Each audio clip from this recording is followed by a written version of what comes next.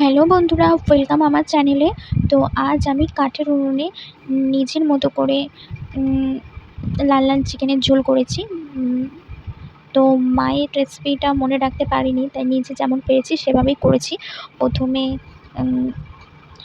আলুগুলোকে ভেজে তুলে নিয়েছি, তারপর তেলের মধ্যে একটু চিনি দিয়ে তার মধ্যে পেঁয়াজ কুচি, তেজপাতা, শুকনো লঙ্কা, কাঁচা লঙ্কা দিয়ে নিয়েছি। তারপর চিকেন দিয়ে একটু ভাজা ভাজা হয়ে আসলে তার মধ্যে টমেটো আর ধনেপাতা দিয়ে একটু নুন ছড়িয়ে টমেটো আর ধনেপাতাটা যা সেদ্ধ হয়ে এসছে তখন রসুন বাটা, আদা বাটা দিয়ে অনেকক্ষণ ধরে কষিয়েছি। তো এই দেখো, যেহেতু অনেকক্ষণ ধরে কষিয়েছি তাই হলুদ লঙ্কা দেওয়ার আগে কত সুন্দর কালার চলে এসেছিলো।